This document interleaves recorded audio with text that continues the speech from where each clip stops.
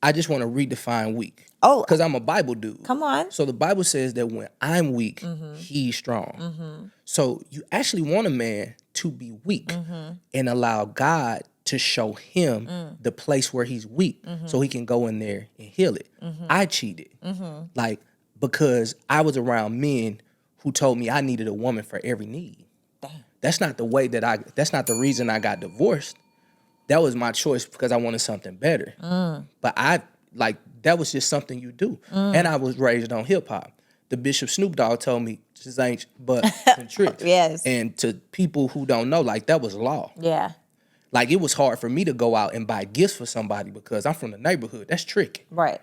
And then, Lil Wayne told me that it ain't tricking if you got it. So that was my okay to go do it.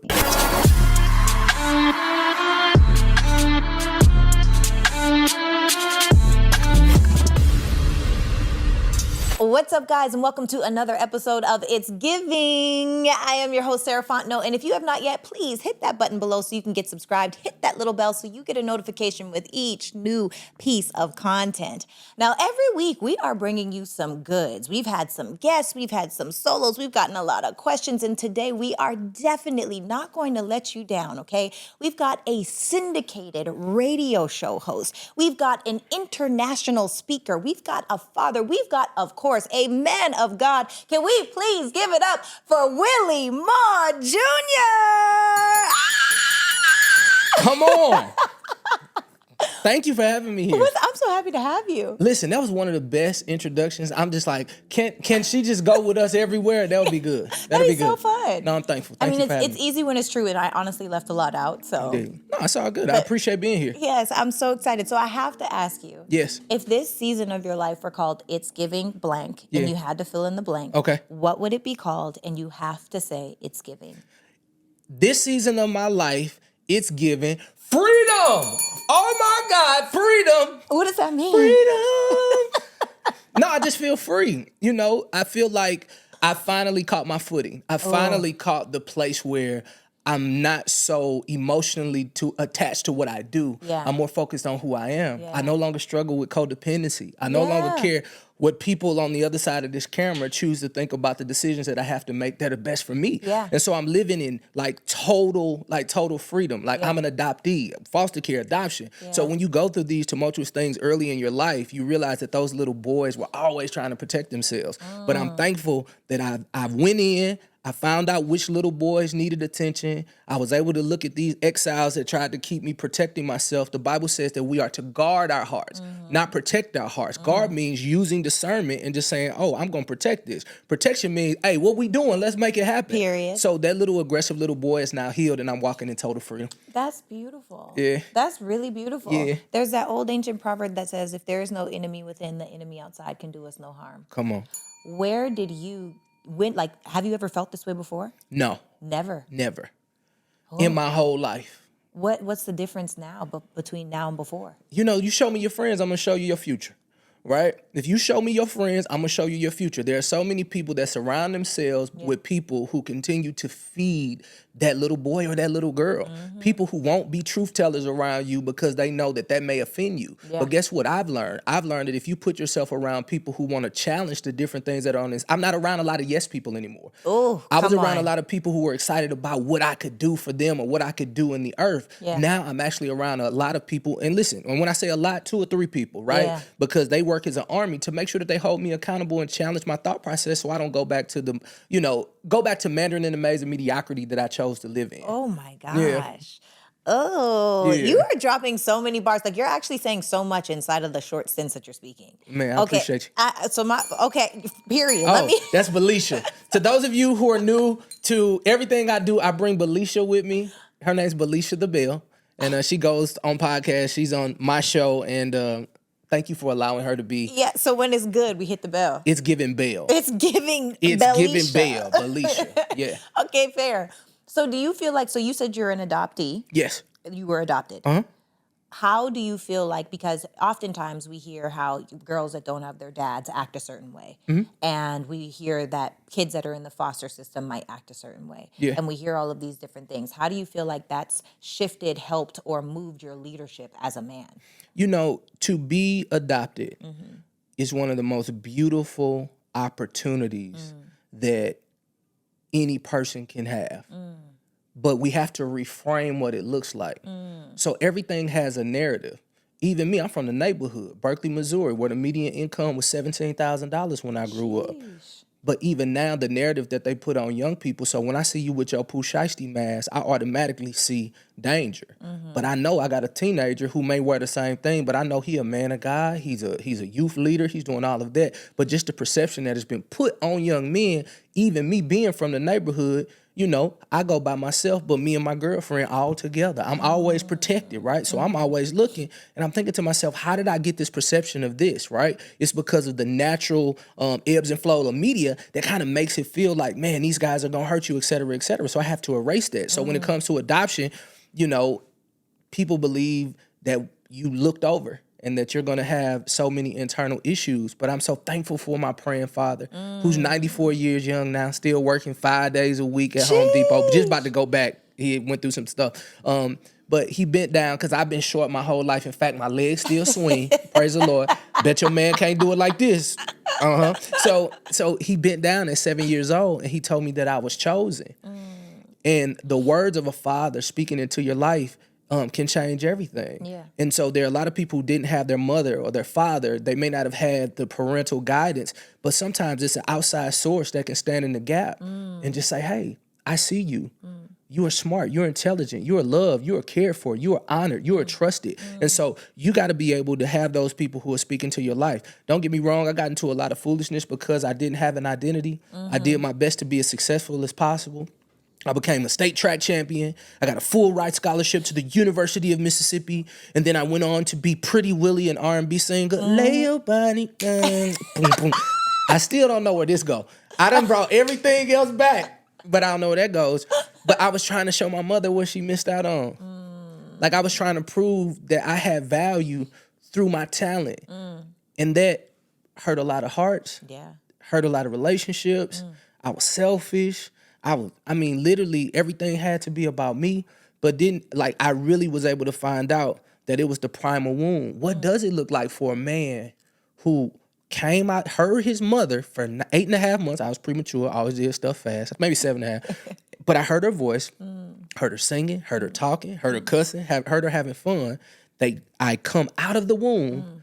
Most children go to their mother's heart, so they can hear the heartbeat, skin to skin. I've had 4 children now. And then they give them to the father, skin to skin, because they say that's really, really important. I never had the opportunity to do that. When I came out, they whisked me away and took me somewhere else. So how does a man fall in love with a woman and know that a woman loves them if they never had the opportunity to touch their mother? I didn't know that. So what therapy and counseling did, I had to go all the way back to the womb. I had to go all the way back to that primal womb and do my best to heal that wound. And so when I say I'm walking in freedom, it's because I've done the work and I continue to do the work. And so I won't allow my past to keep me prisoner. Ooh. Yeah. Ooh. Yeah. Willie. Yeah. Jeez Louise. Okay. Come on, BELLicia. Yeah. Period. Yeah. Oh my gosh. Okay. So now that you've done the work, you're dating, so you're divorced. Yes. There is life I like after to say divorce. uncoupling. Okay. Like it You're just sounds uncoupled. bad. I'm like, oh gosh, because my children, when you say divorce, I just don't want that to be like the trigger word to the children. I always say, yeah. So when we uncoupled, Okay. No, but go ahead, we're here. So you're It's uncoupled. giving divorce today. But there's life after it. It is. There's life after uncoupling. Yeah. How'd you get through that? Man, I hate to have the violin story with everything, but I'll be the first to say I did not do good. Like I told you, I You take struggled. accountability. I did not do good at all. I did good publicly because I said I'm a performer. I grew up performing. Yeah. So I know how to show up. Like I did a show on BET, and my first scene was with Yolanda Adams on Kingdom's Business. Like they bring me in, first day, I'm totally depressed. And I'm able to act, but when I go back and look at that footage of the first scene, when I look in my eyes, it's no life there. Like, it's no life there. I'm literally a robot doing what I have to do. Yep. So I would say I didn't do well. I really started to lean on alcohol. Yep, Jack Daniel honey. Like, let me tell you how bad it got. Here go the thing, because I was thanking God about this. Because you know we used to wear them masks. Yeah. So nobody could really see my face. Yeah. To those of you who like, well, don't nobody know your face. Black people, I'm famous. Okay? Come on, Christian people, famous. Okay? So I had to wear my mask. And I was going to that liquor store so much that literally with a mask on, the lady was like, Jack Honey double shot, Winewood tip. I was like, oh damn, they know me. And so I didn't handle it well. I just wanted the pain to go away. Cause see, for most men, they want to be successful. They want to go out and get a job. They want to take care of their family. For me, I knew I was going to do something because my daddy worked 16 hours a day. So most men follow the trends of their father, and my father was a worker bee. So I know that if you do hard work and consistency, something going to come out of this. Period. For me, I just wanted a family. That's all I ever wanted. Like, I wanted children that looked like me. I wanted to live out my childhood dream of being Cliff Huxtable, to create a new legacy for what this thing was going to be. And now, as a man, I've now filed for divorce. Because You filed? Yeah. So I filed for divorce, and first time making a decision for myself, and now I got to live with it, and it's all my fault. Do you regret it at all? Do I regret filing for divorce? Yes. I would say I do not regret filing for divorce. I do not regret the uncoupling. I regret that I didn't have the tools at the time to navigate that journey, to see the beauty in it. Because a lot of people will navigate that journey, and I'm just like them. I wanted to numb myself. I went back to that 18-year-old, 19-year-old boy. Man, I'm back. Listen, let me tell you, I had made me some money. I knew I was never going back to Black and Mild Winewood tip. I'm talking about I was freaking the Black and Mild like I was in high school. I'm talking about smoking something. And listen, and I got so tired because I got to keep washing my hand. I'm riding around with gloves because I don't want nobody to smell the smoke. Oh, my God. And then I got this beard. Let me tell you something. It's great. Sticks in It's the great. beard. It's going to stick in the beard. So now I got like this beard oil. I got to have 3-4 different types of cologne. And then your breath smell like train smoke. Like, it was terrible. Yeah. And then, of course, I'm drinking in the morning, drinking at night, putting a little Jack in the coffee. I feel like Jack is sponsoring this. Don't drink Jack. But anyway, but man, I found myself in a very unique space. Didn't know who I could trust. Yeah. And then to top it all off, in the middle of all of this, I had just found my biological family. So I'm navigating now. Everything that I imagine is no longer the truth. I wonder what my mom looked like. I wonder what my father looked like. I got a BOGO. I was looking for my mama, and just so happened I found my daddy too. Wow. I went from being the only child to one of 9. Dang. And then I'm going through divorce, and of course, she's dealing with her hurt. She's like, damn! Like, sorry. I feel like it was a Kevin Hart moment. Like, damn, you doing all that at the same time? Right, yeah. Jeez. So yeah, it was just a very, very unique time. So I do not regret my decision. A decision means to cut out. That's not a choice. Right. Like, I didn't choose. I made a decision. Decision means to cut out. An incision means to cut in. So when I decided, I knew that I had to cut out. But the one thing that I didn't decide was, if you make a decision, you also got to make a decision. So if you cut out here, there's some things you got to cut out here because that road is narrow. But I just made a decision, and I kept all the stuff going over here. But now I'm smarter and like more intelligent, have wide, like I told you, I never lose, I always learn. So anybody who's making a decision, the decision means to cut out. Now you have to look at your life, see what's feeding you, see what's taken away, and you also have to make a decision to cut out for this decision. Right. I want to be a Christian. Cool. Decide, and then what's your decision over here? Yeah. Because there's some things that can distract you. I didn't do good with this part. I was terrible at this part. Dang. Yeah. That's very honest. Yeah.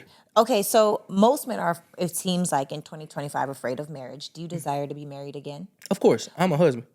Come on, husband. I am Yeah. a wife. Yeah, I'm I'm just a not husband. married yet. I feel you on that. Why do you think men are so afraid to get married now? I don't think they're afraid to get married now. I think they were afraid then too. It's just they didn't have the empirical data that we have today. What's that mean? So when I told you I grew up with 2 ex-sharecroppers, if I Yeah. didn't tell you. Okay. My dad don't know nothing about a reputer. Do you know what a reputer is? No. No, because it's called a computer, but he still called it a reputer because he's 94 years old.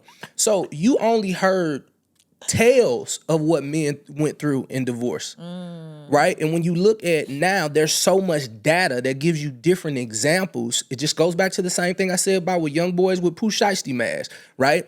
there's so many examples of failure in something, so nobody is running to that. Like when I was coming up in the neighborhood, wasn't nobody looking at statistics.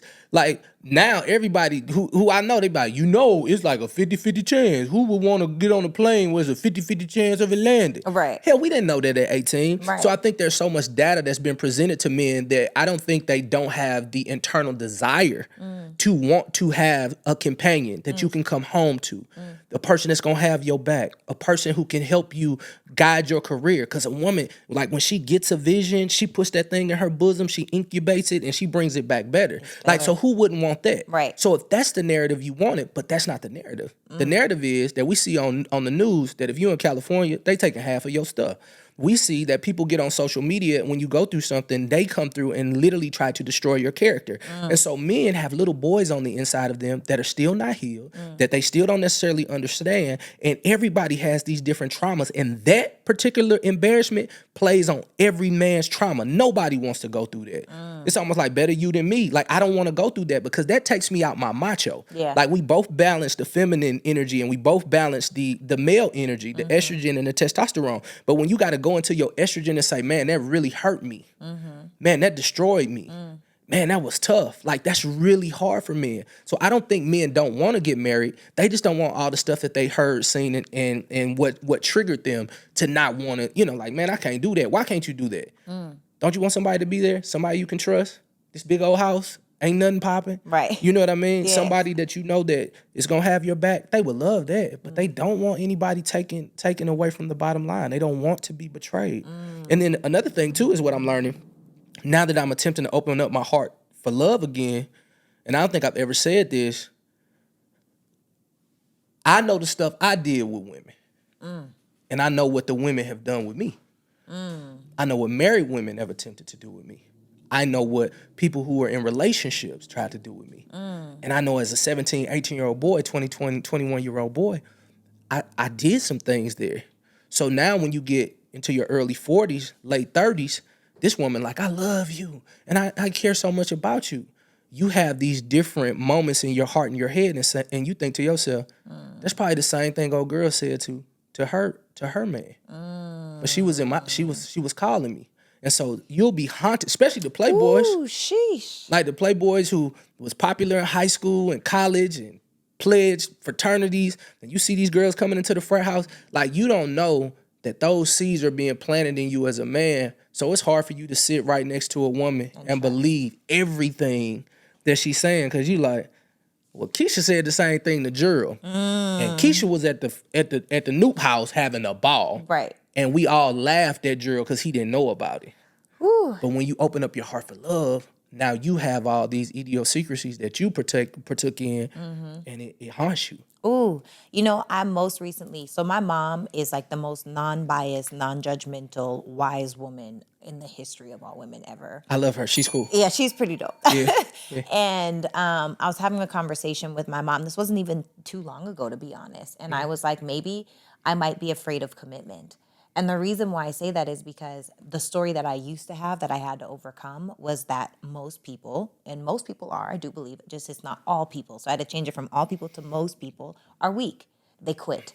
They cheat. They step out. They act out of character. They don't know who they are. There's a level of no self-awareness, right? And so because all of these things happen, relationships, I believe, end up ending, right? So why even bother getting in a relationship if it's just going to end up ending because you're probably going to do something weird? And now, so I had this whole story inside of my mind that I had to overcome and change it from, all people are weak to most people are weak, or just some people are weak at the end of the day. And what is for me, and I can't be afraid to let someone be who they are. That's real. Because it's all a lesson. I like when you said that they are weak. I just want to redefine weak. Oh. Because I'm a Bible dude. Come on. So the Bible says that when I'm weak, he's strong. So you actually want a man to be weak and allow God to show him the place where he's weak so he can go in there and heal it. I cheated. Like, because I was around men who told me I needed a woman for every need. Damn. That's not the way that's not the reason I got divorced.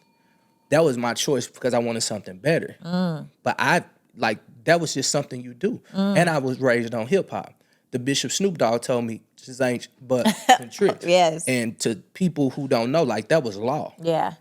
Like, it was hard for me to go out and buy gifts for somebody because I'm from the neighborhood. That's tricky. Right. And then, Lil Wayne told me that it ain't tricking if you got it. So that was my okay to go do it. Right. So when you raised on hip hop, you have these thought processes. And so men who find themselves cheating or just having these urges, baby, that's natural. Now what happens is you ask God to find the place where I'm weak at. Agreed. So this is where I was weak at. Every decision that I made that was probably out of line, 95% of the time included alcohol. So people wonder why I won't have a casual drink. I ain't had a casual drink since December. That was like my birthday month, so we kicked it. But after that, I was like, nah, whenever I make a bad decision, that was always involved. The second thing where I was weak, I always made a bad decision when I was tired. So every 8 weeks, I take a vacation. 2 or 3 days, just me getting away, because now I'm doing inventory. I'm self-assessing. And so I think there are a lot of great men who need to evaluate. Yes. Like, bro, like, when do I, because there were women that I loved and I cared about. But it was like, casual talking. I'm good with conversation. Next thing I know, I find myself in the bedroom doing something wrong. Or like, did we? You know what I mean? Like, even today, like when I go out to college and we have these things, they be like, hey, Will. And some girls be like too nice. And I be like, do I know you? Or they're like, nah. And then one of my frat brothers, he's so terrible. They be like, hey, such and such. I won't say his name. It's like, you remember me? He's like, bend your head down. I was like, you can't say that. You can't say that. Bro, you cannot say that. But it was just some wild years. And I think men just have to kind of look at the place where they're weak at and then attack it. Like, we attack everything else. Why not attack the things that are killing us? Yeah, why not attack the things that are killing you? Yeah. Okay, so here's another question, because I do feel like a lot of women sometimes. Thank you for sometimes, not always. Yes, sometimes women do. They are the women that cheat. They are the women that, whatever it may be. Yeah. Do you feel like women need men? Do they need men? Yeah. I think women need God. And once they need God, they need men who serve God. Why? Because I believe companionship is necessary. Like, as I say, a neighborhood dude, that real NIWGA, he right here, my Christianity right here. and most of the time they meet in obedience. But I just believe that when God took Adam's rib, like, just in my neighborhood terminology, and I got this from Marcus D. Wiley, he looked at man and said, you need somebody to play with. Marcus D. Wiley, he said this on one of his specials, and of course I'm giving all credit to him. Like, Adam seen them zebras all stuck together, and he was like, I don't know what they doing, but that look fun. He says in the special, go see Marcus D. Wiley special, and he said, it's not good for man to be alone. Right. And once we built that connection, I believe, like, man, like, it's nothing like it. Here's the thing. In your carnal mind, I believe you don't need anything. But dreams, goals, and aspiration. But when you jump into the line of purpose, I believe you need a purpose partner, because 2 is better than 1. And even in the Bible, he always sent them out 2 by 2. What better person to reflect the 2 by 2 than a person that 2 become 1 flesh? Right. But do you feel like the women, because I love when you're talking about, the woman that sees your dream, she incubates it, she comes back and it's better. Like the wife, there are a lot of wives out here. But do you feel like there's as many wives as there used to be? And what I mean by that is, do you feel like there's as many good women as there were in the past? Or do you feel like it's turning into this modern day entitled, give me what I want, you owe me, I'm the prize type of female? I think it's a lot of them, and I think it's a lot of great women out there. I think sometimes the great women get overlooked. Why? I think because they may not get the opportunity to get all of the dazzle. She may be a person that got to wake up at 8 o'clock, 7 o'clock, and she has to go to work, and she may come home and she's tired. She might not be going to them places every single weekend and have the luxury of having that type of freedom to be in the spot to be chosen. She may only have an opportunity to do it once a month, because number one, her finances may not be exactly what they supposed to be. They sustain her for her life, but she may not have a whole lot of extra income to do what she has to do. And then finally, she may have some responsibilities that she's taking care of. I give my former wife nothing but credit because when I met her, she was the girl who was working for an amazing accounting firm. She was in a sorority, but she wasn't at every sorority party. She had things that she wanted to do. Her choice of a good time on a Friday night was listening to the radio in the basement and partying by herself. So when I seen that, I was like, yo, like those are some attributes that I can handle for a wife, a woman who wants to know herself, a woman who desires to get into the minutia of what she needs. I think a lot of time those women get overlooked because they don't care about the stuff that men are looking at online. So you might not see her all dolled up, but if you got a vision for her, like you'll get an opportunity to add some value to her. You know, we often say, like women always be looking, they be like, but who he married though? Who he married? And most of the time, if we can be honest, a lot of women, especially, you know, as you could say, high value or high earning women, they'll be like, that ain't who I thought he should have been with. Ooh. You know, they do that. It's they do the truth. That's because we've literally heard men say, marry a 6 or a 7. Yeah. I mean, she may be a 8 or a 9 or a 9 or a 10. But rarely. But it may not be what you see on the outside. Okay, this now begs a deeper question, and I'm going to get in trouble on the internet, and it just is what it is. Come on, come on Beyonce's internet. Why do you feel like, because I'm one of these. I believe that I'm a cool looking woman, but more than that, my spirit is dope. I'm one of the most genuine people you'll ever meet, and that You to my me is the dog, most. though. Yes, You thank solid. you. I received that, and so a lot of times what people will say to me is, I didn't expect you to be how you are because of how you look. And I get that so often because apparently, well, I did grow up as an ugly duckling, but apparently beautiful women oftentimes don't have those characteristics that you would want in a wife. Yeah. Why is that? Why do you think? Because they never had to. Oh, break that down. They've already had the attention. Like, I think E. Dewey, I don't remember what E. Dewey Smith said. I think you and I were both there. But it was like there's nothing to fix when everywhere. You can go to the gas station and somebody going to be there to pump it. Girl, what you doing? This, that, and other. And just feeds his ego. But as I always challenge people, pride will make an excuse. Humility is going to make that adjustment. So pridefully, you would think that you have it all together.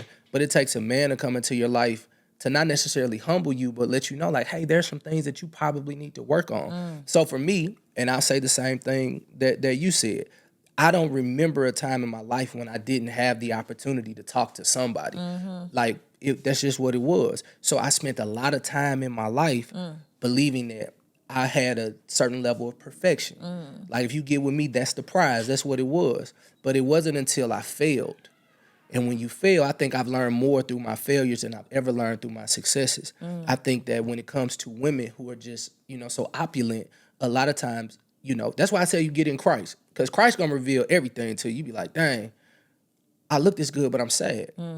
Like, I've noticed the most beautiful women back when I was Pretty Willie doing R&B and hip hop and, I was throwing parties and clubbing and strippers and all that other stuff. Most of the prettiest women in the world, like, they had the lowest self-esteem. Oh, say that. And the only thing that I ever had to do was just find out what was missing in their childhood. And then I was able to speak to that little girl. And then now they want, like, I think I've always been a pastor in my head, because everybody else like, nigga, I know you was on her. I was like, man, shoot, I was over there talking to her. Now she in the corner crying because people only seen her beauty, but they never had the opportunity to see her heart. And so I think that's why a lot of time women, like, they like, no, I don't have to. I don't want to get fixed. That's hard. That's hard for men and women. I think that's universal. And then finally, and I'll get out the way because we can talk. I'll talk all day. But it's just a point that I want to take. But when a woman becomes so vulnerable with that little girl, the pretty girl does that, it's kind of hard to get her back to a centered place when she opens up like that. And that may have happened in high school. That might have happened in middle school. That may have happened in college. It's like, without Christ being the center of it all, I see these girls just go out and get it. That's why so many people naked on Instagram. Ooh. Because it's just like, oh, I'm going to show you what you missed, just like me when I was adopted.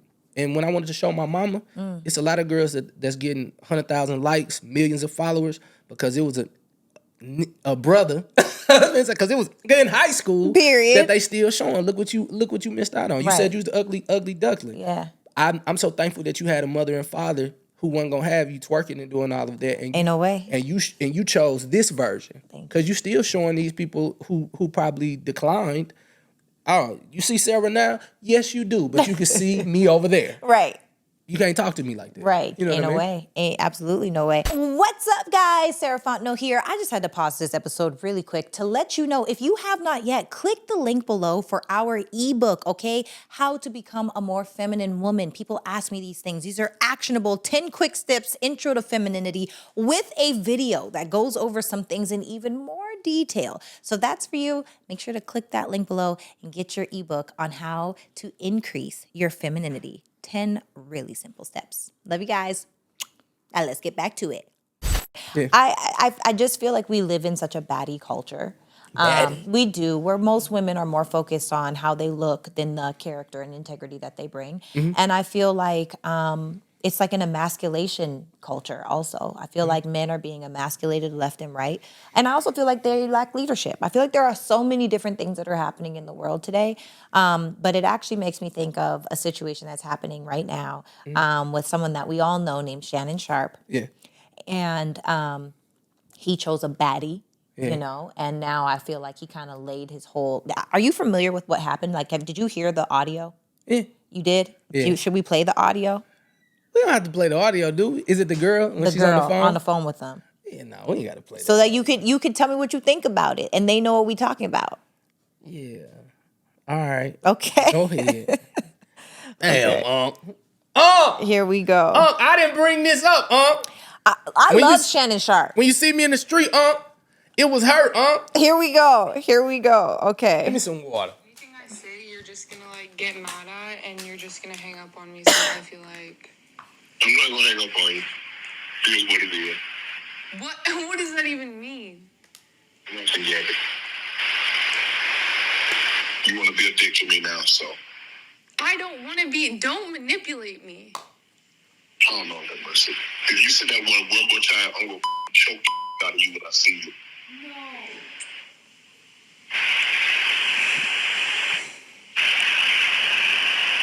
Thank you. Well, I don't want to be choked. Yes, you do. I don't think you have a choice in the matter. Anything I say, you're just gonna like get mad at, and you're just. What's your take? This is baddie culture to me. This is a setup. But I want to hear about you, and then I'm gonna say what I gotta say. So to hear a small microcosm of probably a longer conversation is really hard to create a solid narrative. Right. And I do want to say that, like, we can't keep bashing cats over like a small part of the story. Agreed. And let me tell you something. I am a person who may be a little biased because there were things that were said about me, not choking or anything like that. But there was a narrative that was put out about me that was totally untrue, that the Lord wouldn't let me even say nothing about.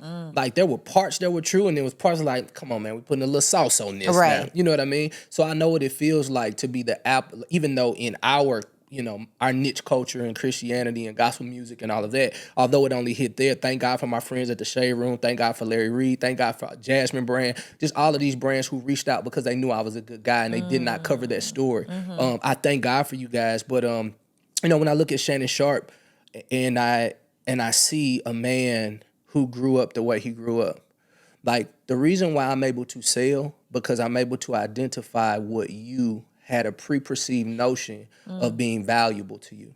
So when you look at a man who grew up with an outhouse, and you look at a man who grew up wanting to take care of his mother, when you look at a man whose biggest fantasy came from television, magazines, and film, because there was nothing in his reach that represented who he was and who he could be outside of media, now you're looking at a man who's making decisions now that he has everything that he wanted when he was a little boy, right?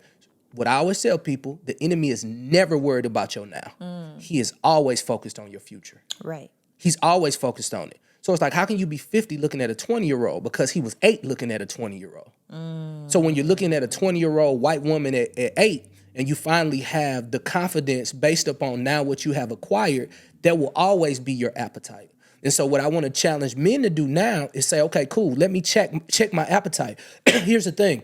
As men, what we do is we focus on what we're chasing. And my dear brother Shannon Sharpe, we're going to play NFL. They going to see about me. I'm taking care of my mama. Yep. I'm going to put the best podcast out ever. Yep. What I've heard about him, I don't know him personally. Shout out to my friends over at iHeart. What I've heard is that he gets there on time. He's a really great person to Very work with. professional. He's very professional. He's Yep. going to do all of that. And even like anybody who speaks about him outside of what you see on TV, they talk about a man who has character and integrity. Yep. The only issue that I had with Shannon Sharpe is that he knew what he was chasing, but he didn't know what was chasing him.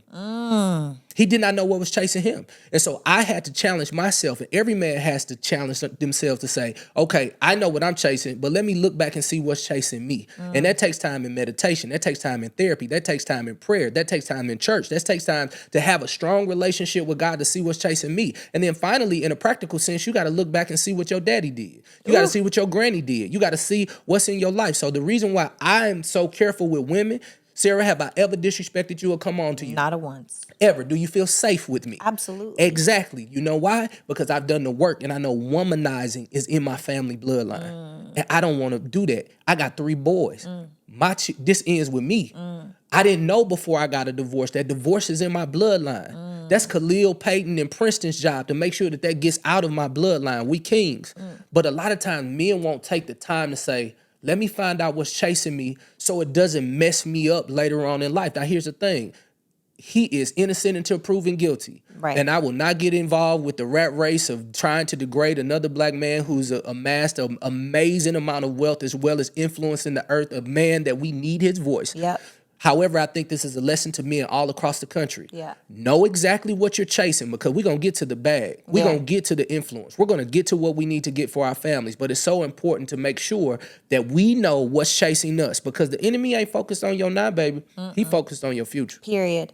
I hate that this is happening to him. I've actually met Shannon before, and me and his team were in conversation because there was a whole thing that we were talking about. Yeah. And it's always been nothing but respect. But what I'll say is, to me, this doesn't sound like an aggressive, I'm about to beat you up. This sounds like those women that like certain types of things, and that's also been leaked, that she likes certain types of things, where it's like, where even let's say there are women that are like, oh, don't you choke me, but really you're saying choke me. You know, like we grown, okay? Yeah. We gonna act like we grown because we know that we grown. Or there's women that'll be like, you know, I don't want you to touch me, and then they really want you to pull. So there's nothing about when he says you might not have any control in the matter. Yeah. Some women like not to have control in the matter. Most women like to not have control in the matter. Never. So thank God y'all ain't never got none of them conversations I be I'm giving on that. Because it get worse. Ooh, you be like, you gonna do what? Right. Hold up. And so she says, and I also feel like even just the way she went about it, it's giving, she was trying to trap him and he wasn't paying attention. Yeah. Like the text messages, the stuff, it's like, yo, you're too big. And that's my message to anyone that would go through something like this is don't ever forget how big the light is that God put inside of you. Yeah. Because there, as much as that's there are people that are trying to dampen that light, that are trying to take advantage, that are trying to, and the day before you sign $100 million contract is wild to me. Like the timing of it is just crazy. I don't know why he tried to pay her $10 million, but also I do. When people are like, well, why would he offer to do the $10 million settlement? Well, we all know social media can make or break you. People don't care about the truth. They just care about the drama. And they want to know all of the negativity. Somebody that I love very much had that experience happen where they want to know all of the negativity, but they don't want to know the truth. They don't want to know the positive or the upturn when it's over with. No. And so it's like, oh, okay, great. You know, if you're with me, you're with me. And so I will not talk bad about Shannon. I ain't even going to talk bad about that young woman who I'm like, does she know her daddy? Did she know her father? Because how you going to date a 56-year-old man when you're 20? Yeah. That's wild to me. Yeah, you know, and I know this going to probably sound like a hallucination, man, but that part of Shannon, that's not even the Shannon that you know. At all. So, and I'll be honest, it's a 19-year-old boy in me that showed up just 2 weeks ago. Now, all this good Christian, good stuff I'm giving you, not a womanizer, don't do this, don't do that, all that sound good. But I was screaming at the top of my lungs, cussing. I actually used the word bitch. I did. And I had to go check myself because it wasn't totally this person's fault. Yeah. it was my viewpoint. And I realized because I've now done the work that was that 19-year-old boy coming out who felt afraid because he had got cheated on. And he had been through stuff in college and that hurt him. And so when he come in, like, I'm usually able to just kind of keep him cool. But when he come in, he gonna tear everything up. He gonna destroy everything.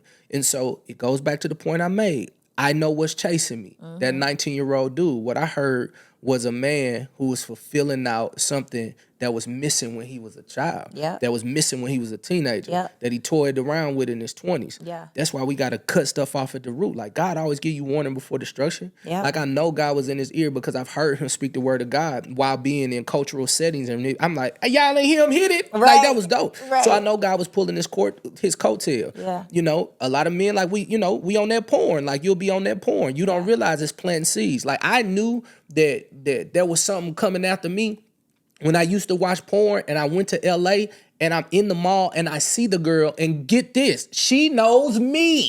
I was like, oh, hell no, this is way too much. Oh, shit. So you gotta know what's chasing you. And so you gotta check these idiosyncrasies. And then here's the thing, you also gotta have a woman in your life that if you get married or you're in a relationship where you can be free to tell these things so she can walk alongside you. Because there's a lot of women, if you share your most vulnerable moments and you get naked in front of her besides your physical, when you get naked emotionally, sometimes they'll use that against you. But like literally, I want somebody by my side where I can go in and say, my eyes ain't healthy right now, babe. Like, I was in the gym and, man, my eyes were wandering like a mug, bro. And it ain't nothing. And they don't look at themselves and be like, am I not good enough? Yes. Is it me? Is it something I'm wearing? Like, no, it ain't nothing that you have to do. But it's just a 12-year-old boy who was looking at dirty books and explored porn through 17 through 25. Yeah. And so, like, You stopped at 25? I toyed around in my 30s or whatever. Okay, like okay. sometimes it was just easier because I didn't want to cheat. So, but then one of my accountability partners, he was just like, I want to encourage you to do something you probably don't think is crazy. If you married and you just like to watch film, make tapes. And you can watch yourself. And then you're not damaging somebody. You're not damaging yourself because the eyes are the lamp of the body. So you want to make sure that if you like this type of stuff, you can just watch what you in covenant with her. And of course, I don't think we did it, maybe, maybe, I don't know. Right. But it was some good advice. Maybe somebody likes that. I knew where I was going. I didn't want them tapes to surface. You don't want to see what's happening. Like that. You never look at the man of God the same. Right, it'll be different. Yeah, Because it's a different version. It's just a different version. Just like, and it's funny when I was having conversations with my sister, and she was saying how you never know somebody, relationship somebody is completely different than friend somebody. It's completely different from auntie somebody. It's completely different from uncle, cousin, father, mother. Relationship somebody allows you to get all the way naked with somebody. And I'm not talking about the physical. Yeah. I think that it's so important for us to be able to have those hard conversations, but why do you feel like most people don't? Because I always say, I think a relationship is only as strong as its hardest conversation. Yeah. Why do you feel like people avoid it like the plague? I don't think they avoid it. I think they give tests to see if they can. Oh, break that down. So a man, I'm going to be honest with you, a woman will be like, you could tell me anything because I'm here for you, and it is what it is. And you'll just walk in, you'll give her a little bit, and you'll be like, well, you know what, babe? Like, I ain't even going to lie. Hey, your friend, like, I like the dress that she had on. It was really, really dope. Now, if she says, what did you like about it? I'm like, I think I like the color. I think it would look better on you. And this is just an example. Like, I don't want your friend, but I just think it's a good dress. So this is a great brown dress. Right. I'm like, hey, I like this. I like Sarah's dress. A good one. Like, what you like about it? I like the cut. I like the ripples. I like what it is. Was you checking her out? I was like, no, I'm not checking her out. I just wanted to be honest to let you know that it was something That you like. that I wanted. It's like, oh, okay, cool. Probably can't do that no more. And then finally, after a while, it's like, babe, you know what? I was afraid at the job today. You know what I mean? Like, everybody came in and something might have happened and you shared that you were afraid of it. And then maybe later on in an argument, she'll bring up, oh, you so tough now, but you was afraid at work. You like, okay, duly noted. And then finally, you may do the ultimate. My eyes are terribly unhealthy today. And I have not done my best today. And man, I just need your help, babe. Dial it up just a little bit for me, cause I'm taking care of these kids and not this, that, and other. Dang. And so for me, I just think a lot of times people are really giving you an opportunity to show that you are a safe space. But I think we miss the cues when a person is attempting to do it. And then to the contrary, when a woman comes in and you get on the phone with her and she's going through a very, very tough day, and instead of comforting her, reminding her who she was as a woman, you just be like, "Oh, it's cool. Or let me get you. I'm gonna call you. Hey, I'm gonna call you. Hey, I'm gonna call you right back. I'm gonna call you right back. Hey, I'm a little too busy for this, and this." I hate that. I be that like, we woman ain't is doing this lit- no more. And here's a beautiful thing that you can do, fellas. When she is, if she has to dump and you're busy, you say, hey baby, I hear everything you said. If I'm correct, just let me know. Number one, you said A, B, C, and D. Is that it? I think I heard you correct. Is that correct? And she's gonna say yes because she wants to be heard and she wants to be understood. And then you say, listen, at 5:30, the moment that I get off, we're gonna pin it right here. And I can't wait to talk to you a little bit more about this because I think I got a solution. That's a great answer. Now on the back end, when you finish doing your work before 5:30, come put a little reminder in your phone, 5:15, because I'm busy. 5:15, I gotta call babe back, but I gave myself a 15-minute runway. I'm gonna go to YouTube, I'm gonna put on like some worship music or whatever the megahertz. Some people do that. I just do worship music. They say it's a frequency. Hell, I just call it worship music. Period. And so then I'm praying. I'm just like, okay, God, how do I work with her? Like, what are you saying? And then I'll just sit there and quiet. So by the time we get to about 5:25, 5:30, I'm going to give her a call. And I'm going to repeat everything that she said in a cool way. Now, she may be out of it. She might be on to the next thing because you were just there. But then I might get a chance to just pin the solution because God may have already given her the revelation. Yeah. So That we feel heard. Yeah, so because you feel heard. So here's the thing. I don't always get that right. But I've learned when I do get it right, it's extremely beneficial to me and to her. Yes. But here's the catch-22. If you do that and she give you a little test, it's like, man, I want to pass this test because she's opening up her heart to be naked, her vulnerability to be naked. And then here go the catch-22. You rush her off the phone. You get home at 5:30, and now you like, yeah, let's get it popping. She like, Negro. Where? How? I can't even believe you came in with a belt on. You took your belt off, put your belt back on. And then they call him Willie. In my mentorship and coaching, man, she don't never want again. I'm like, did you start dating at 6 a.m.? Right. Did you start like pursuing about 7 a.m.? Right. Did you say 3-4 things that she looked good about? She's scrolling all day. She doesn't feel safe to give you her body because she don't want a wham bam thank you ma'am. She wants somebody who's going to be exactly what you have the innate ability to do. Right. Pursue. Yes. Yeah, go get her. Ooh, that's so good. Yeah. And for women, I think one of the things that we get to do is if we do have a heavy day is to ask the question first. One of the things I say all the time is, do you have capacity and do you have 5 minutes? Because if you have capacity, now it's like, oh, not right now. I like that. I felt that in my chest. Do you have capacity? Yeah. What happens if he says no? We do this every time Then we do a show. Then Come we on, talk let's do about it later. Come on, let's do it. Okay, we gonna role play? Yeah, that's how we do it. Every show we've ever done. Okay, Go. let's go. Okay, so, babe, hey, how are you? I'm doing amazing. Never had it so good. How are you? I'm good. I'm great. You know, God is good. I'm feeling blessed. However, do you have capacity? I have capacity to listen, maybe not to answer. Okay, then we can talk about it later when you have like full capacity because I really want to dive into this and I want to get your take. Okay, sure. 2 seconds. Is 7:30 too late or? Nope, that's perfect. That's perfect. You sure? Because if it's an emergency, I'll pull away. No, baby, it's not an emergency. All right, cool. I appreciate it. Okay. All right, thanks. Bye. Okay. Easy. It don't be going like that all I the swear to time. God, I swear, I could get you some proof. No, I know you can do it. But I'm just saying in the normal circumstance. That's how it goes. That's the way it's supposed to Do go. you have capacity?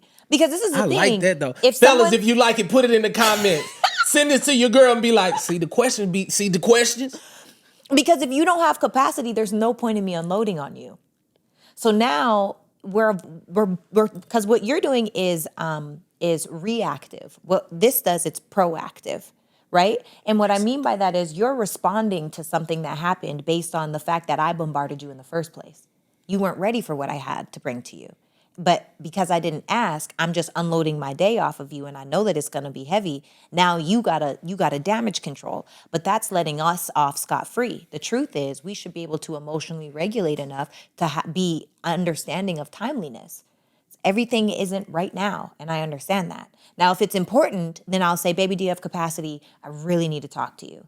And if he hears my tone, he'll be like, oh, yeah, he'll stop doing whatever it is. But if it's just like, I want to vent, I want to get some things off my chest, no, I don't right now. I'm taking meetings, or I'm dealing with friends, or I gotta finish up this one thing. Can I call you back in a little bit? Or is it that important? Those things make me feel like, okay, well, number one, he wants to make sure that he's present. Number two, he cares about what I have going on, and he's willing to give me the answer, but he just can't do it right now. Yeah, that is so good though. Yeah.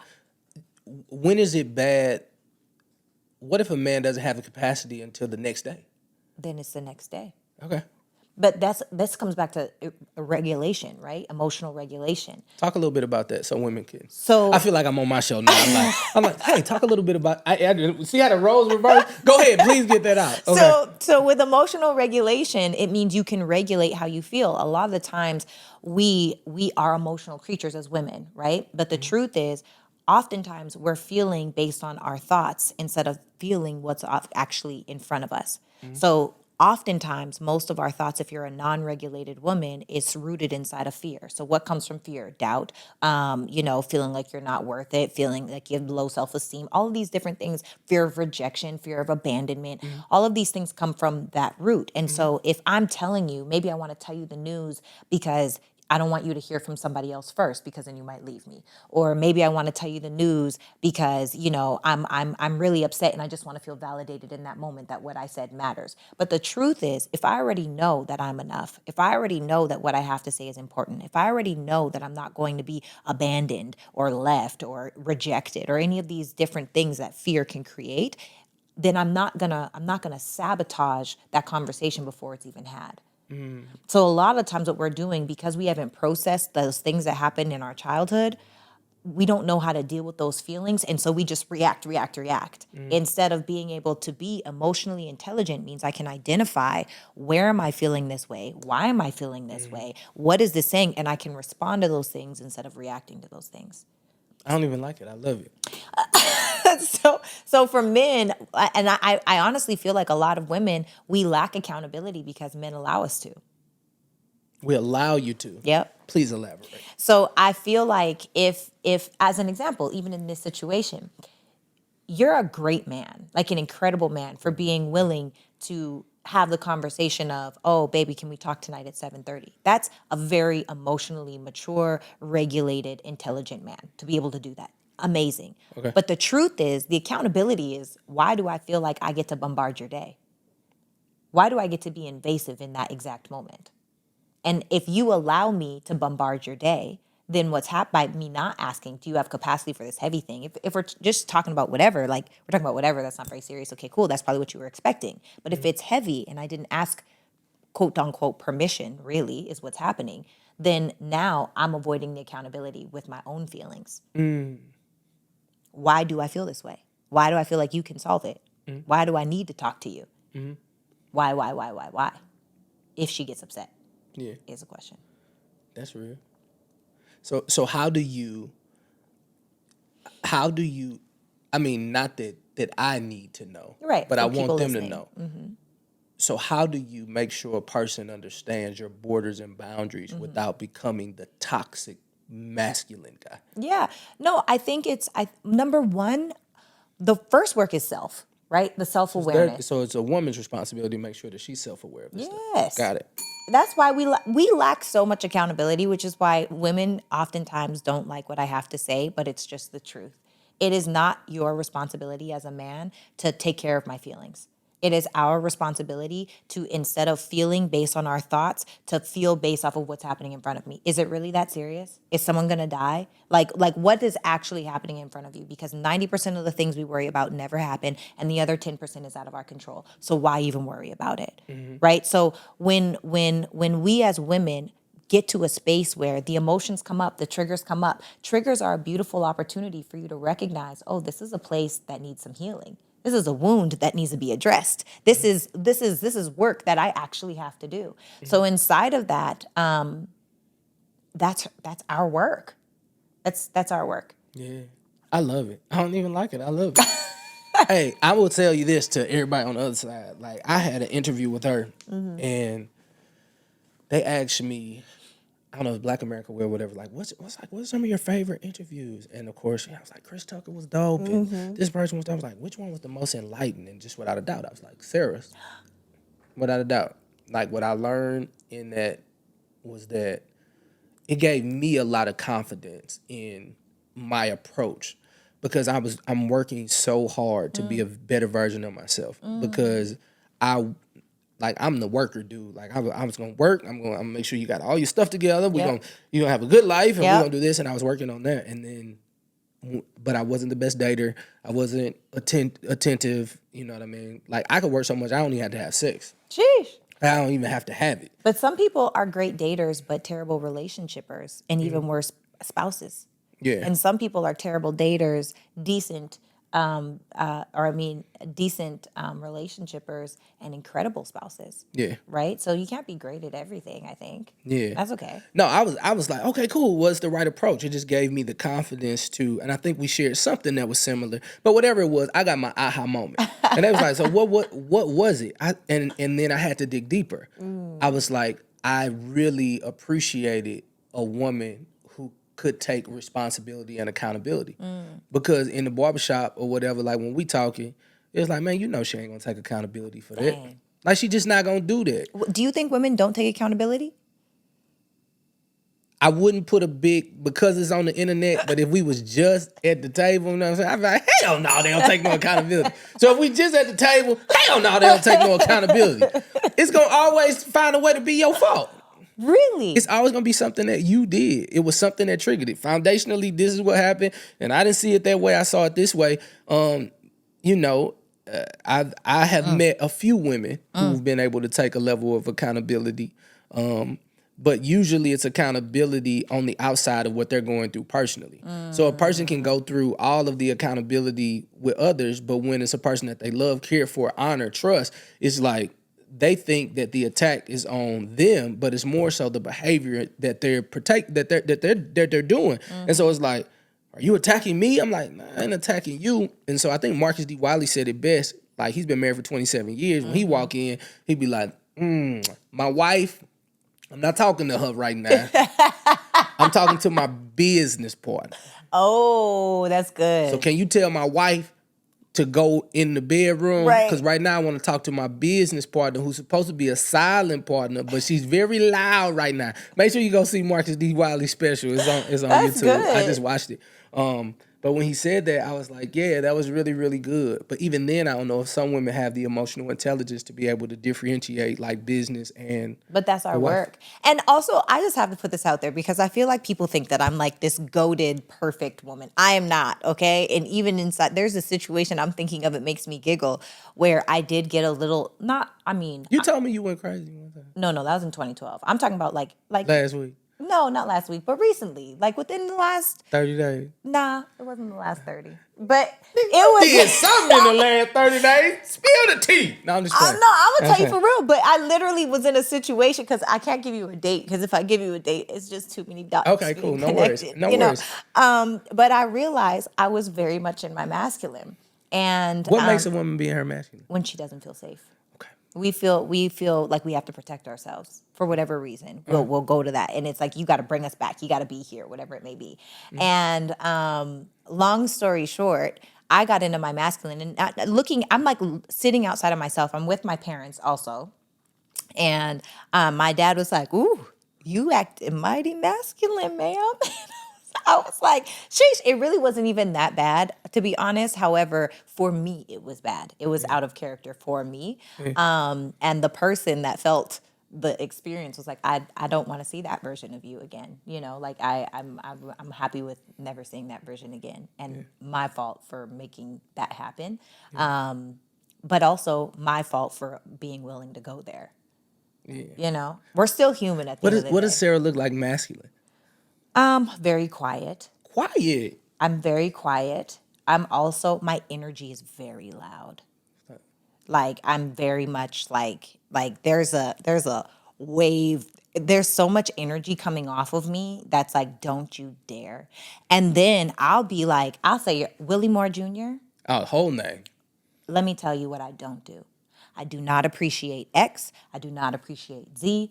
This cannot happen anymore. That's me. Well, that's more stern, but my energy is masculine.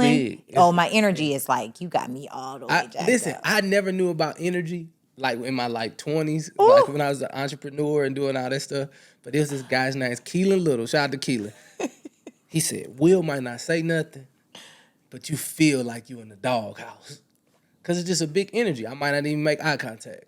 I'm just like, The energy's loud. the energy be too loud. The energy was loud. And it lasted about 30 minutes, to be honest. Yeah. And I had to regulate myself back to like frustration. But the truth is there was just a lot of different things that were happening. I think that also these types of things are good opportunities to see how we navigate conflict.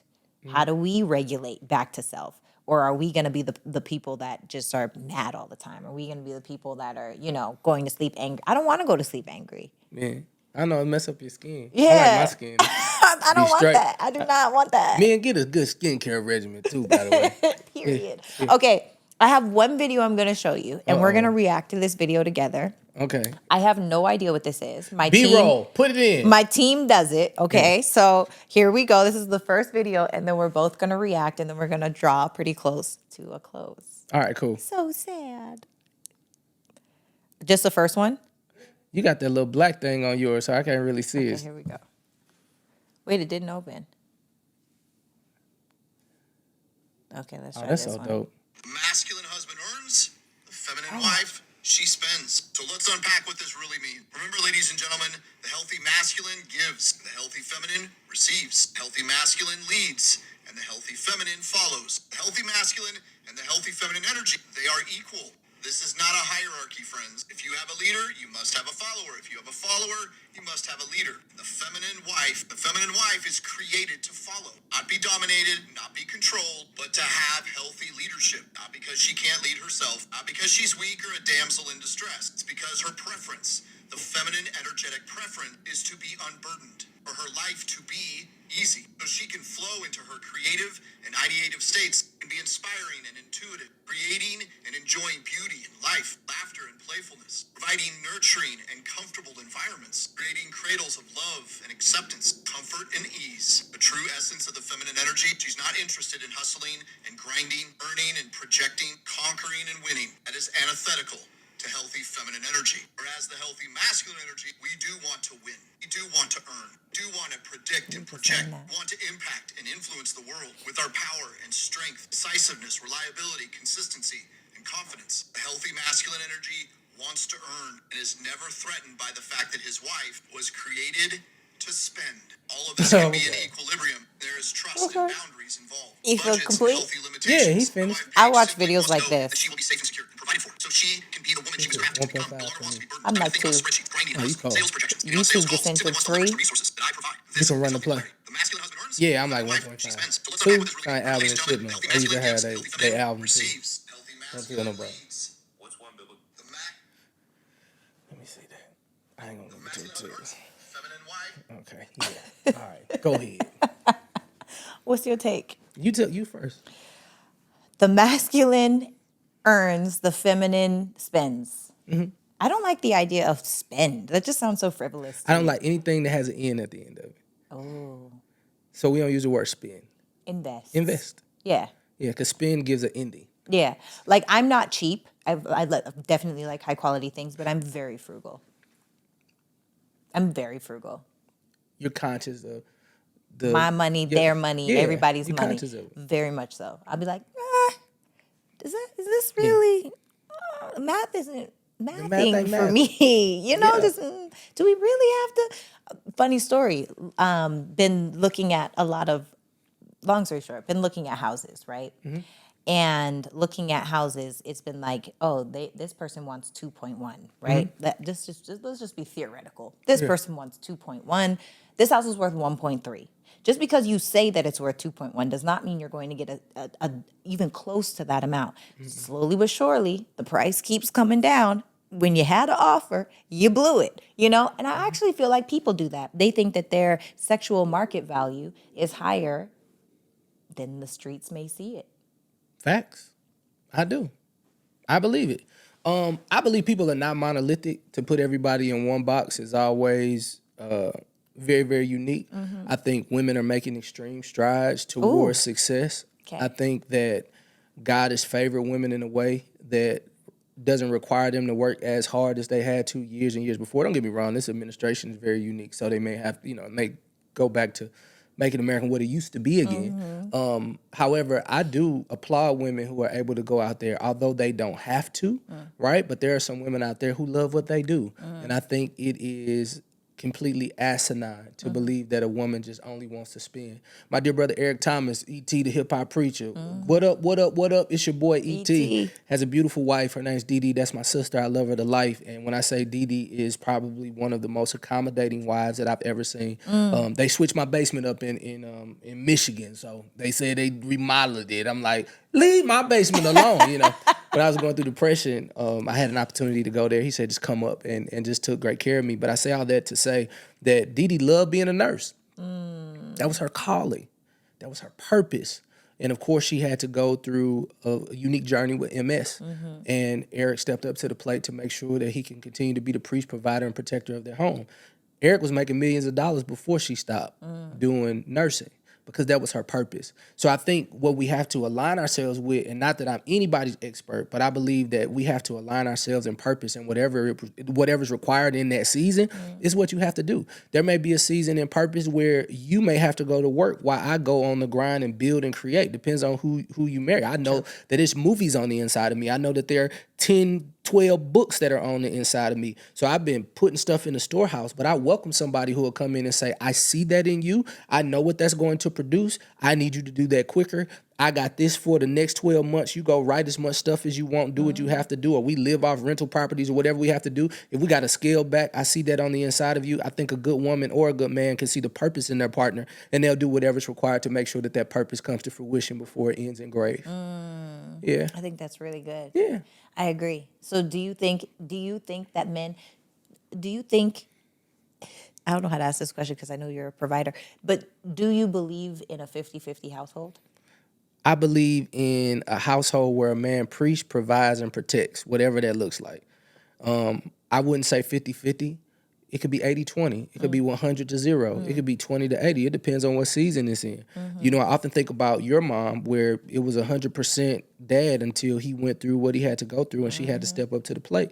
I think every season has its ebbs and flows. But if you have a partnership and purpose, then you can continue to move. I think a lot of times we just make it so cookie cutter because it just feels good on social media. Yeah. So when a person comes in and be like, okay, you got your rent, and I got this, and I got that, that doesn't mean that it's going to be that way forever.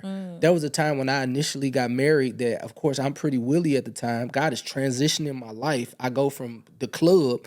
Some reason Jesus and the club don't go together. Right. I'm making big money in that club, doing walkthroughs. Come on, somebody. Period. I'm like, no, walkthroughs 12. Right. Come on, somebody, the whole thing. You know what I'm saying? Depending on what market it is, I'm doing what I have to do. We're making 20, 30, every single month. Then I have to transition my life because God is challenging me to move in purpose. And that woman had to pay my child support. Dang. Yeah, because I had already had a baby. Yeah. Of course, it was a couple $100s a month at that time. A couple $100 meant a whole lot. Oh, I believe it. You know what I mean? But she had to do that. But then, as time progressed, 12 months later, then she lost her job. And then I got to do T-shirts and Young Fly and Save, and I'm still doing ministry. And she trying to get a job to make sure that she can help us out so we don't forfeit the vision. She can't get a job, so we moved to Atlanta. We stay in a little apartment by Greenbrier. And we just trying to figure it out. I figured if I don't think about money and keep focusing on purpose, we got to stay here, and then God breathes on it. But it was a flow. I think what we have to fall in love with as men and women is the beautiful story that God is orchestrating. Yes. And if we can see the bigger vision, Yes. then it's all good. I think any woman will get behind a man 50-50, 80-20, 100%, whatever it is, if she aligns with the vision. Yeah. The real question becomes, are you dealing with men who are just working, or are you dealing with visionaries? I believe men have to be able to seek the Father, find out what the vision for the house is, and it doesn't have to even be this big elaborate thing. I just believe I'm supposed to continue to travel the world and be an international speaker. Yeah. I just believe that I'm supposed to create content that's supposed to last longer than me. Right. I want my children to be able to, live a certain way in a lifestyle, and I don't have that right now. So that's why I'm moving the way I'm moving. I got to get it done. I'm rebuilding life. But maybe your vision is I need to take care of my local community. Touche. 90% of pastors are bivocational. Yep. They got a job and they got a pulpit. I feel like my mother and father are two of the most profound individuals I've ever met, and only my small town, Regina, Saskatchewan, has really experienced them. And the Black community, which is even smaller than Regina, Saskatchewan, in my city, is who's experienced them. But they are some of the most masterful teachers I've ever experienced in my life. Exactly. And that worked, because what they pour into then goes to pour into something else. Like, I'm here getting to share what I've learned from my parents, Yeah, touche. My dad, 94 years old. Yep. My mom's 84 years old. Yeah. Ooh, Two they got good blood. ex-sharecroppers. Well, my mom say, I wasn't no damn sharecropper. That was your dad and them. She's still spicy. And here's the thing. She worked as a housekeeper. My dad worked as a custodian. They provided a house full of love. They spent $22,000 for the house that I grew up in. Wow. In 1975. Wow. And, but the purpose was to be an example to the whole neighborhood. Yep. They were the mother and father to everybody in that neighborhood. That's my parents. I don't know anybody on my street, with the exception of the Walters, where there's a father in the home and a mother in the home at the same time. Like, there were people who go in and out. So, or they'll start with a mother and father in the home, and then divorce happens or breakup happens. And then they would always go to my dad for wisdom. They would always come to my mama for some food, and my mama would do that. But they aligned themselves in purpose. So it was a time when daddy had seizures, mama had to get 2 jobs. And I didn't even remember, because they didn't put that pressure on me. When I was going through foreclosure, they were like, my mama was like, you remember when I had to get that late night job, your daddy was scared for me? Right. Hell, we were going through it then. You didn't even know it. But we didn't want to put that on you. And I was like, yes, ma'am. Right. But when you have a partner, man, it don't matter what you go through. You just go through it together. That's a fact. When you got loyalty, you got faithfulness. Nobody wants to go through tough times, but we always want the victory. I've learned so much more in my failures than I've ever learned in my victories. Me too. Yeah. I actually think it's the failures that even make you relatable. Because if your life is just perfect, nobody can relate to that. Nobody wants that. It's not the truth. And the real truth is that at your deepest, darkest moments, that's where character is built. Mm-hmm. That's where that version of weak. I still want to challenge everything you said about being weak, but that version, God's version of weak. Challenge it. That's what we supposed to do. Well, Truth talks not. Period. Yeah. No, they're weak. That's right. That's Biblically weak and definition of weak are very different, because weak in the Bible. What makes them weak, Sarah? Like, what make them weak? Because is it their choices? Like, or is it just? So let's look up the definition of weak, and then I'm gonna tell you exactly, because I don't want to get it wrong. Okay. Come on. Here we go. Now we talking. Here go the viral moment. We fighting. Definition. Weak definition. I gotta make my arms move. This definition disrupts people of weak means lacking the power to perform physically demanding tasks, lacking physical strength and energy, or liable to break or give way under pressure. Easily damaged. Easily damaged. I think that's all of us, though. We have weak moments.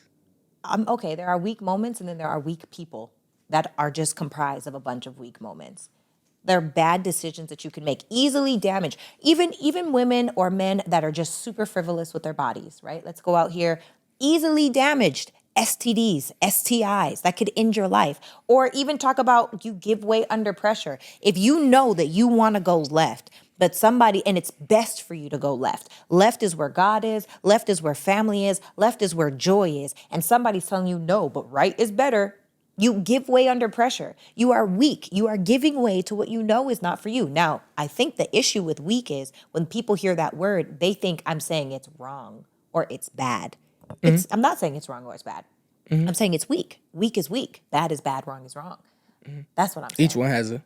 They all have their own definitions. I think it's weak. I think cheating is weak.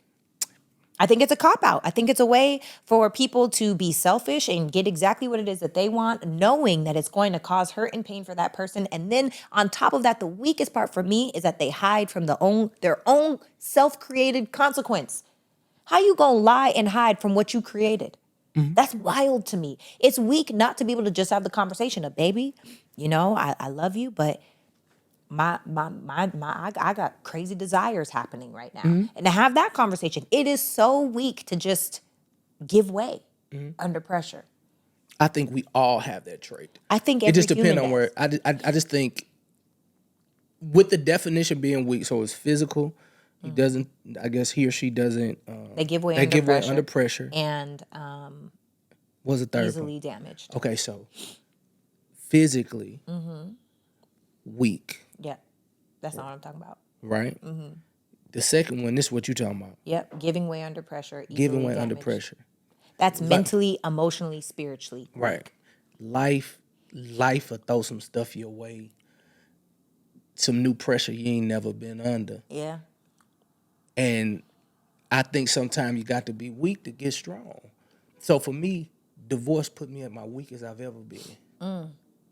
I couldn't protect the people that I love from the wrath of my own personal decision. And there's people right now who probably still hurt because I couldn't protect them because I felt that I had a measure of wrong in the situation.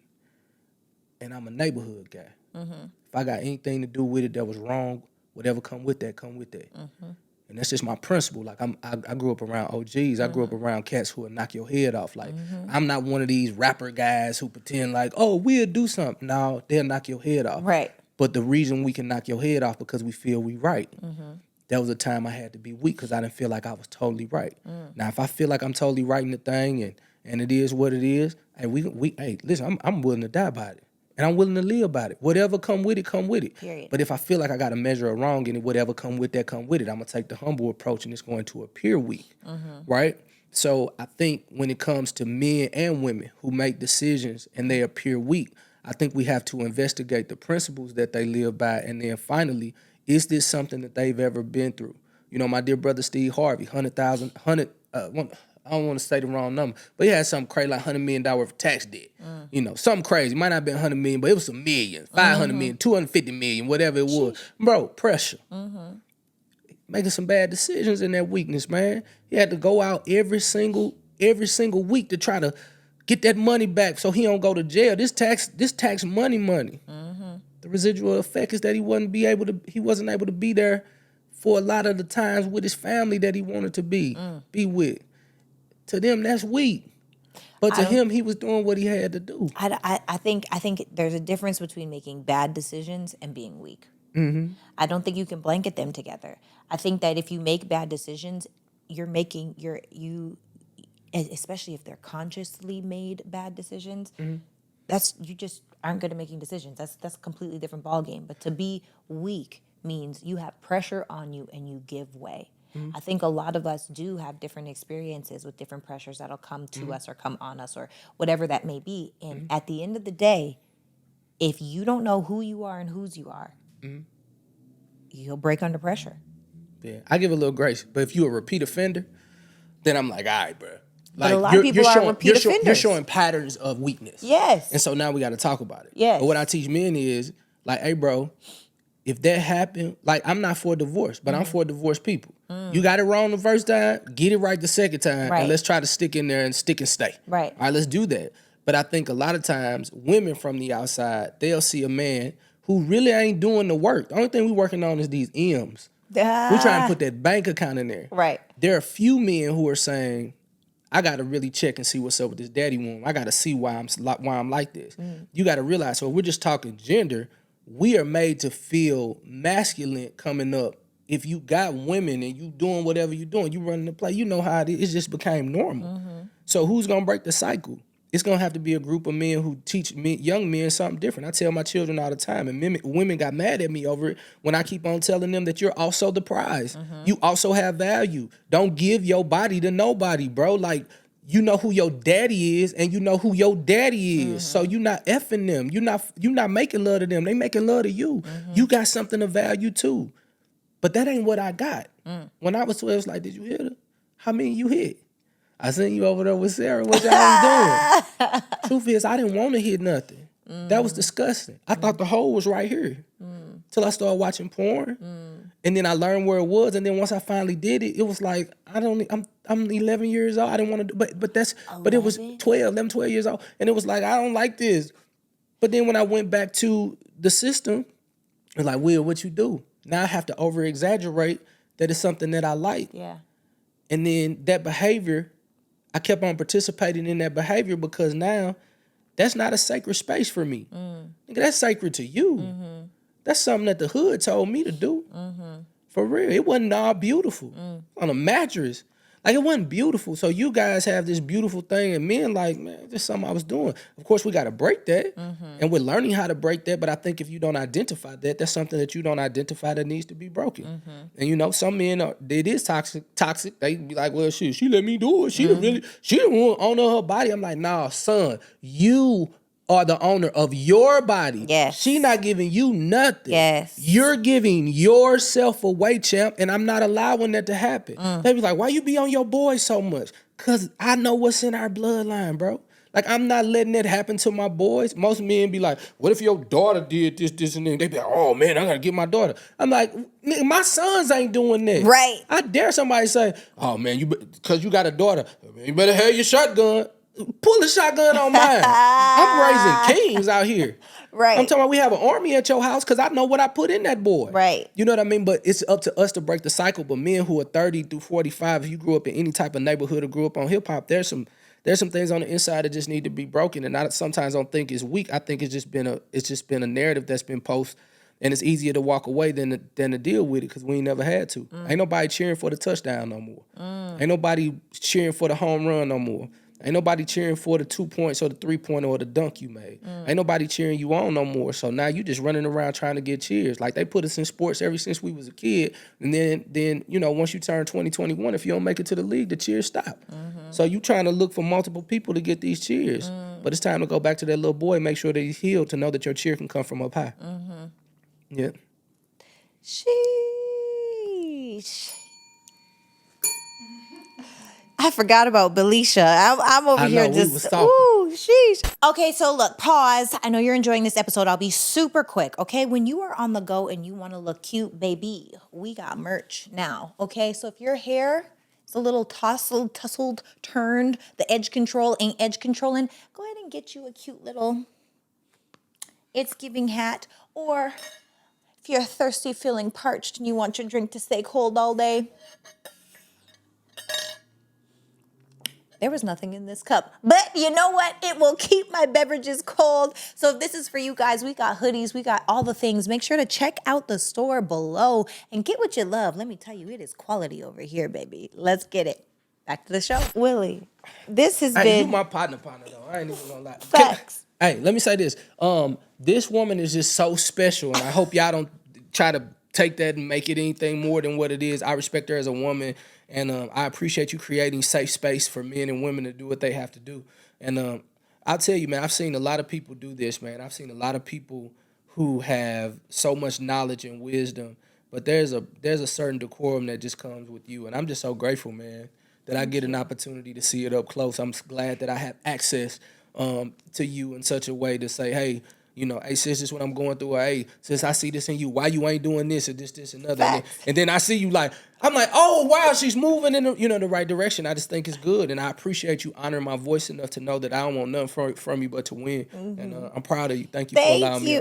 You are really, like, Willie, literally the level of humility that you come with, your essence, your confidence, your know-how, your honesty, your vulnerability, your transparency. Thank you so much for coming on the show. It's good. It's giving. And also I know how busy you are. Like, literally, you be ripping, running, flying, doing this show, that show, this speaking, that speaking, these boys, helping these children, doing this, your own family, your girl, all of these different things. And I just think that it's amazing that you're able to prioritize your priorities, but make each one of them special. Glory to God. That's a superpower. Come on, man, I'm going to take that. That's a superpower. Put that in my journal. This girl always trying to heal somebody. It's like, No, you're for different. real. I spent time with Sarah Fontenot. I'm healed.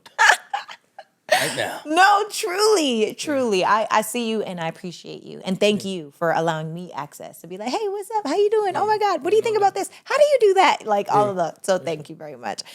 And guys, if you have made it this far in the show, please make sure to hit the button below so you can get subscribed. Hit that little bell so you get a notification with each new piece of content. If no one has told you today, you are freaking phenomenal. Bomb.com. Nothing can stop you but you, but you gotta do something about it. Love you guys. Bye. Mwah. Bye.